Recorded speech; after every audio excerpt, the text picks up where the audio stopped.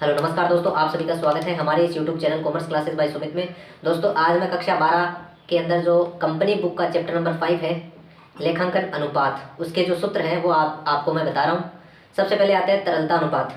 तरलता अनुपात में दो अनुपात है, एक तो चालू अनुपात और एक तरल अनुपात। चालू अनुपात को इंग्लिश में कहते हैं करंट रेशियो, जिसका सूत्र है करंट एसेट्स बटा करंट लाइबिलिटीज़। और लिक्विड रेशियो का जो सूत्र है जो सेकंड है उसका है लिक्विड एसेट्स बटा करंट लाइबिलिटीज़। इसके बाद में बात करते हैं हम दूसरे जो अनुपात है उसकी। तो दूसरा जो अनुपात है वो है शोधन क्षमता अनुपात, दीर्घकालीन शोधन क्षमता अनुपात। उसके अंदर जो पहला अनुपात है वो है ऋण क्षमता अनुपात, डेब्ट इक्विटी रेशियो, जिसका सूत्र है एक्सटर्नल लाइबिलिटी बटा इंटरनल लाइबिलिटी। इसे डेब्ट बटा इक्विटी भी कह सकते हैं हम। सेकेंड नंबर का जो सूत्र है वो है शोधन क्षमता अनुपात, सोल्वेंसी रेशियो, जिसका सूत्र है टोटल आउटसाइडर लाइबिलिटी या एक्सटर्नल लाइबिलिटी बटा टोटल एसेट्स।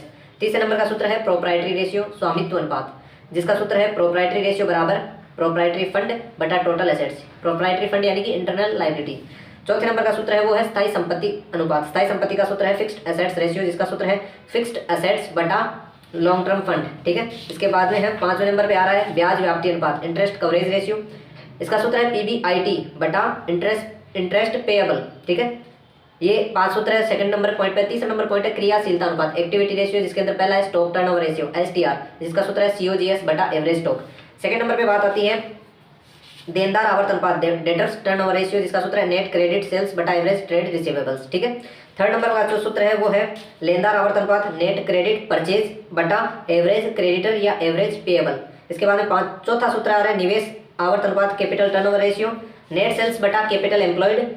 पांचवें नंबर का सूत्र है स्थायी संपत्ति आवर्त अनुपात, जिसका सूत्र है नेट सेल्स बटा नेट फिक्स्ड एसेट्स।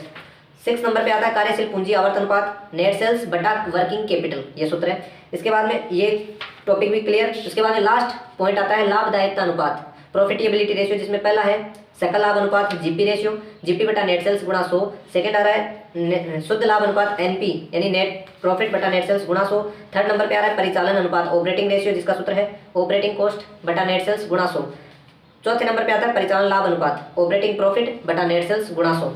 ठीक है, इसके बाद में हम बात करते हैं इसी के आगे के जो सूत्र है वो पांचवा सूत्र है कुल संपत्ति पर प्रत्याय, यानी पूंजी या विनियोग पर आधारित जो लाभदायकता अनुपात का सूत्र है वो आ रहा है आपके अंदर पांचवें नंबर पे, कुल संपत्ति पर प्रत्याय, रिटर्न ऑन टोटल इनकम। इसका सूत्र है PBIT प्लस इंटरेस्ट बटे टोटल एसेट्स गुणा 100। ठीक है, सेकेंड नंबर का आता है विनियोजित पूंजी पर प्रत्याय, यानी return on capital employed, PBIT बटा कैपिटल एम्प्लॉयड गुणा 100।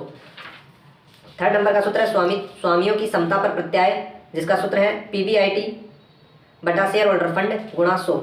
फोर्थ नंबर पे आ रहा है समता अंशधारियों के कोषों पर प्रत्याय, return on equity share holder fund, जिसका सूत्र है PBIT में से आपको माइनस करना है प्रेफरेंस शेयर डिविडेंड बटे इक्विटी शेयर होल्डर गुणा 100।